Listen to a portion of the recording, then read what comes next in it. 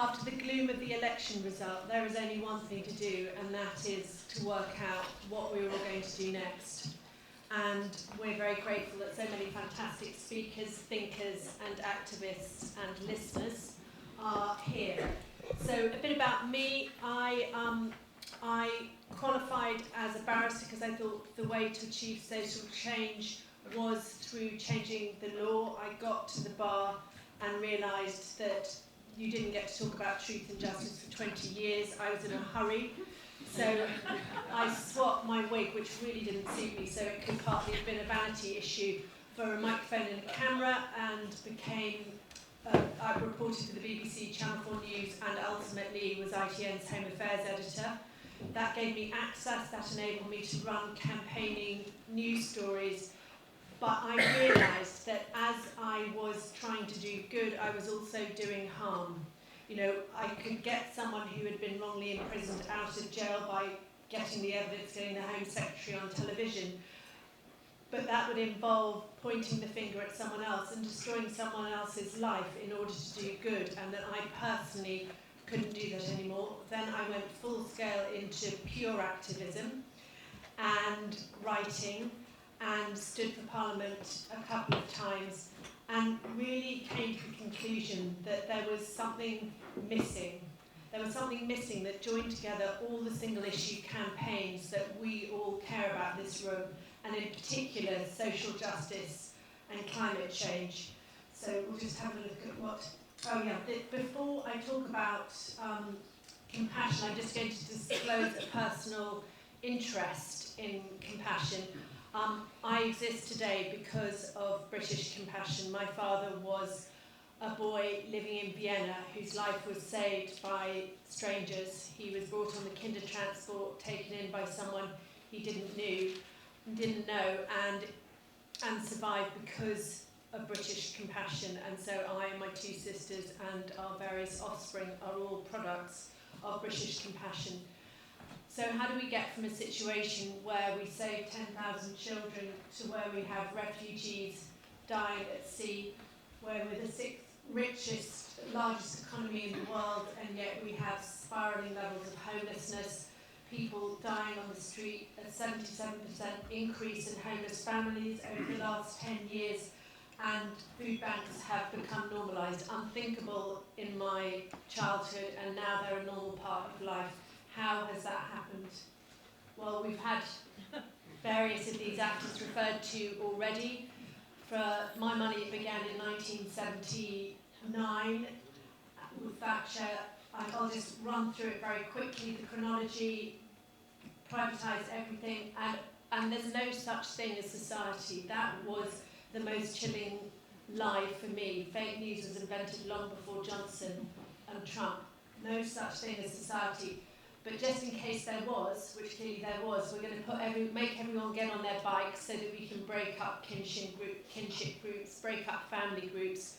Then we're going to encourage neighbours to report each other, that infamous shop a benefit sheet with a helpline so that one neighbour could call up and cause harm to their other neighbour.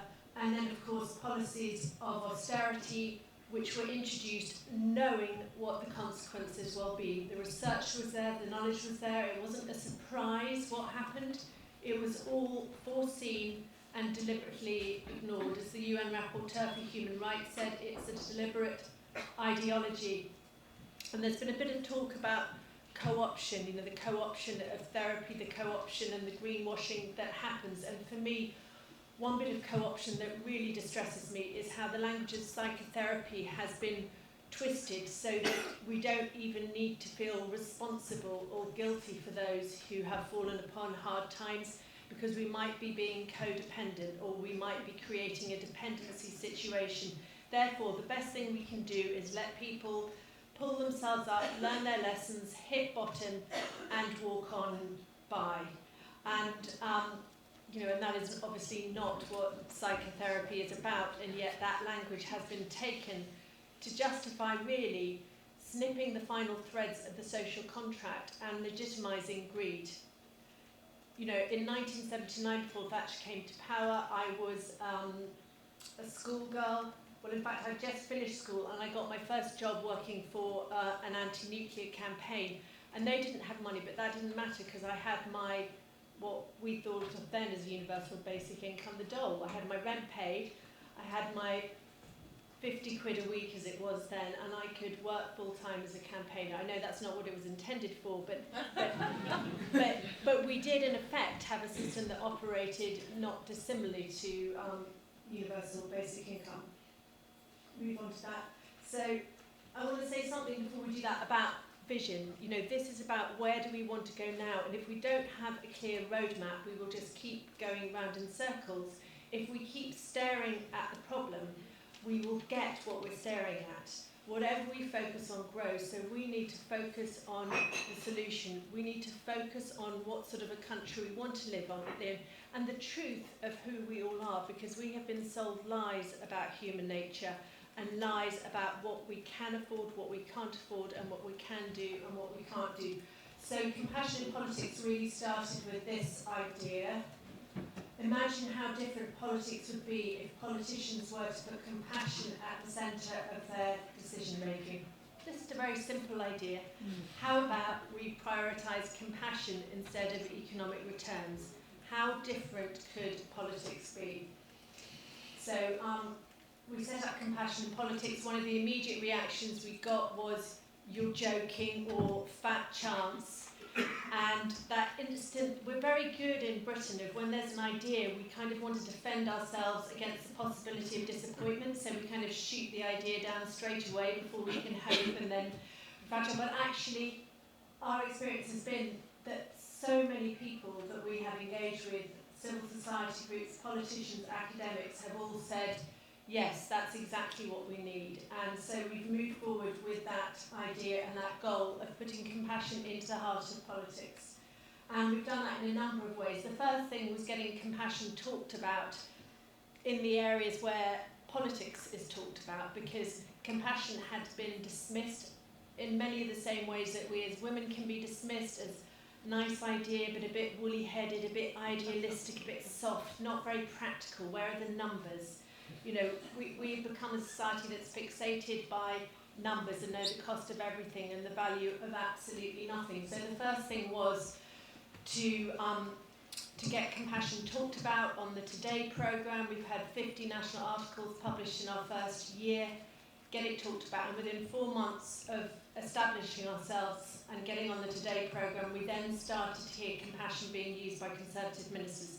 Now, I'm not going to say that that is what compassion is, but I am going to say that the first step towards getting a compassionate society is to get compassion recognised as a legitimate political driver. So we've been signing MPs up, and we've got 50 active members signed up so far across 6, well it was 7, but it's now 6 political parties. So anyone can say, sorry, I have to look at the next slide before I know what I'm going to talk about. So anyone can say they're compassionate, and the reason we chose compassion, although it does come laden with baggage, is that it's a Trojan horse. Compassion is something that most of us aspire to have in our lives and think of ourselves. So it's much easier when approaching politicians of a different persuasion to say, do you believe in compassion in politics? Yes, of course I do. That's why I went into politics. Well, great. Come and engage with us. But it's a Trojan horse. So once politicians have signed up to be compassionate in politics, we then have to hold them to account with a definition of what politics is and what it looks like in practice. So the definition that we use of politics is further down this presentation. So I'm going to talk about, first of all, what compassion looks like in practice. We have created something called a Compassion Act in unison with lots of other civil society groups that have been working in this area.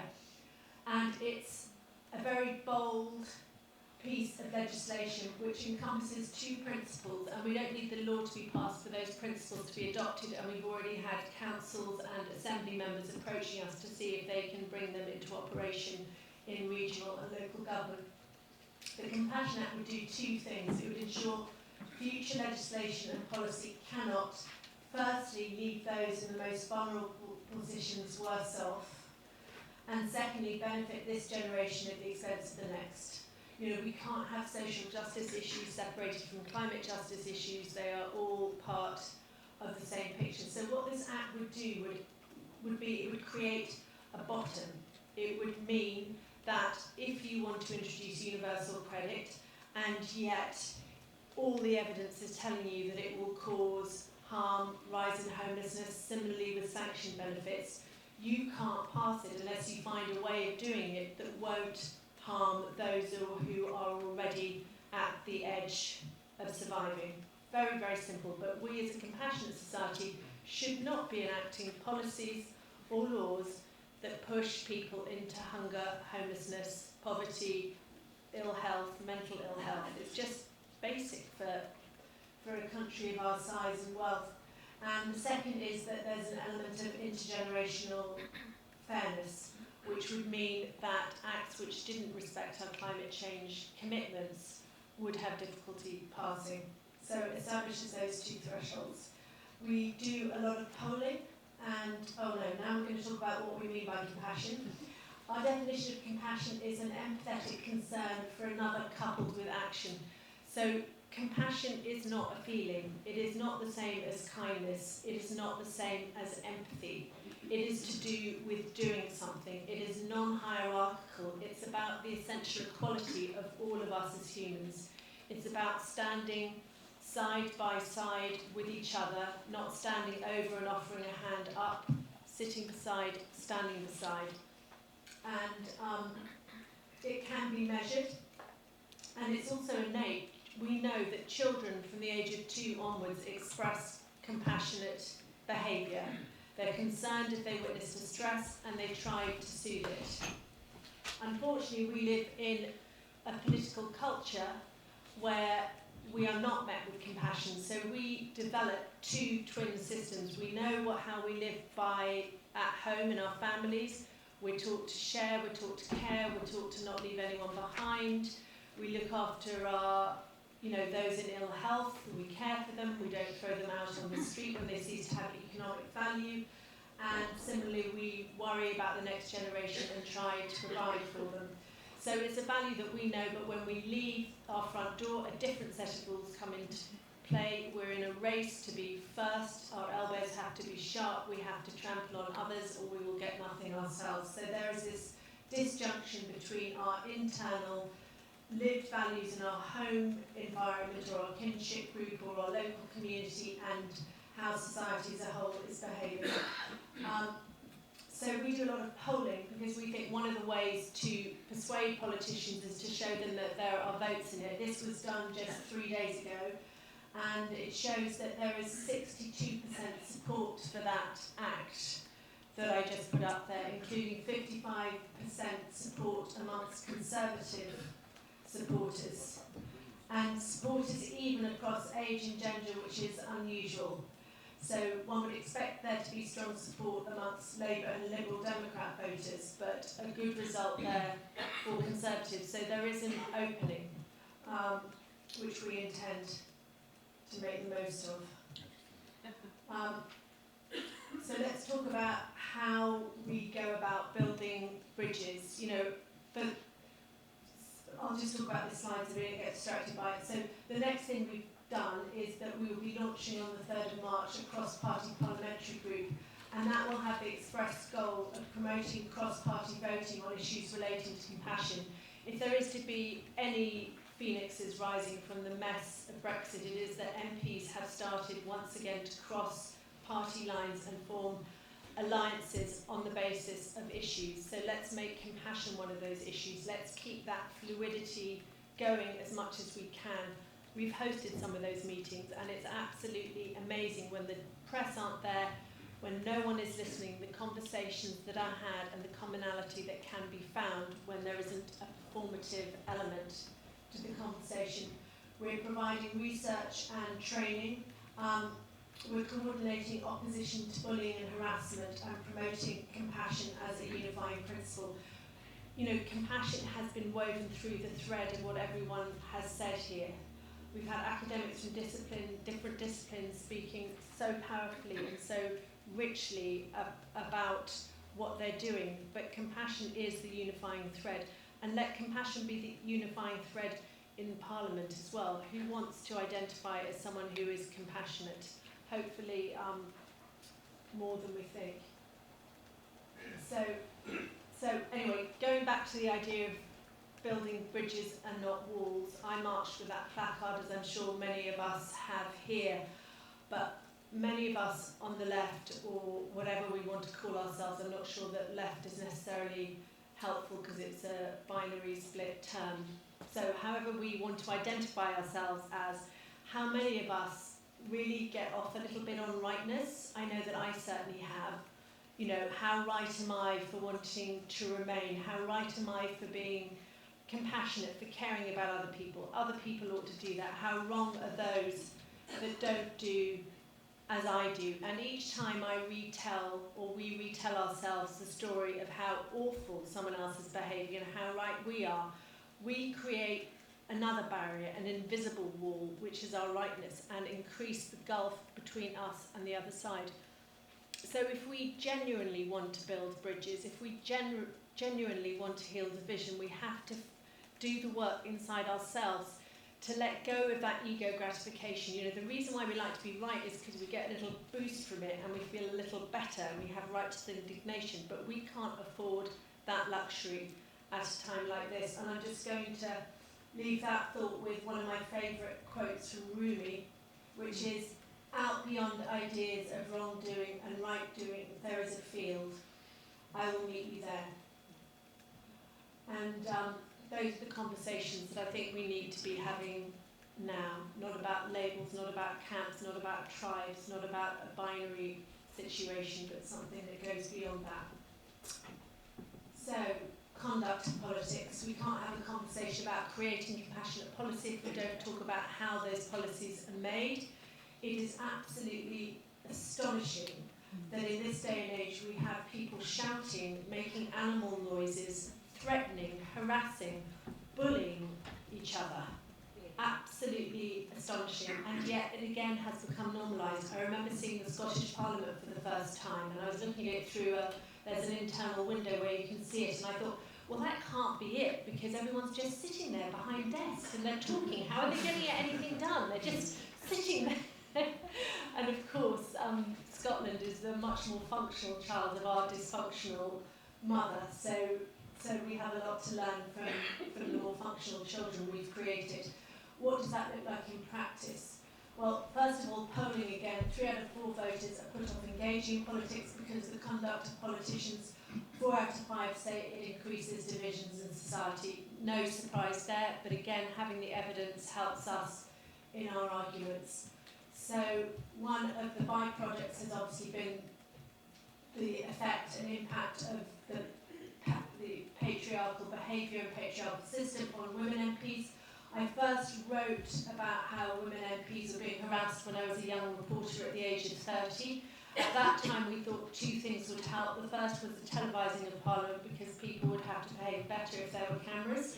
Really? And the second was that we just needed more women for the system to change. There were 33 women when I wrote that first report, and I recently redid that for The Guardian, and everyone without exception said the situation had got far worse. You know, 30 years ago it was chauvinism, it was sexism, now it's death and rape threats. There is no comparison between where we've travelled.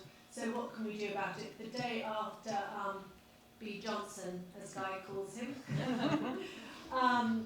made his infamous humbug remarks, we were rung up by politicians and other campaigning organisations saying we've got to do something, but we're not quite sure what it is. And so we decided to do something in concert with those other groups and politicians, and we launched our Stop the Nastiness campaign, which had at its core a pledge, and it was a very simple pledge. It was just to introduce voluntarily the ACAS code of conduct in relation to bullying.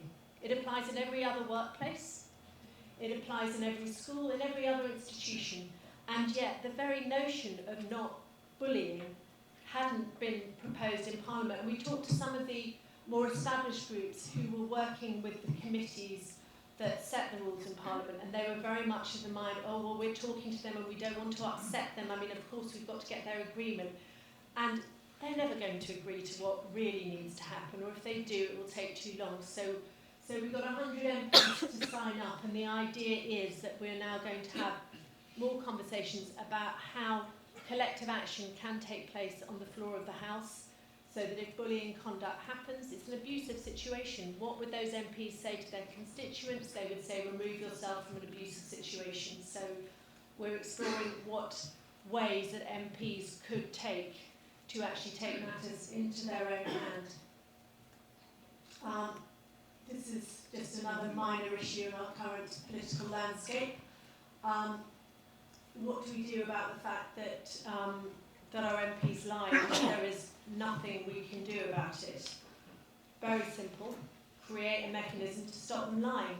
So we've had a bill drafted which would create an offence, which is, you know, in campaigning you often create reach for the stars and you hit the moon. The moon that we want to land on is a change so that the advertising regulations that apply to every other area of advertising apply to political advertising. So you can't make inaccurate factual claims. That's all we want. Very simple, very straightforward, and we've got 200,000 people signed up to our petition who support it, which is double the number of people needed to generate a debate in the House. I'm not sure that we'll get one, but we will carry on pushing in that direction. How am I doing on time? Okay.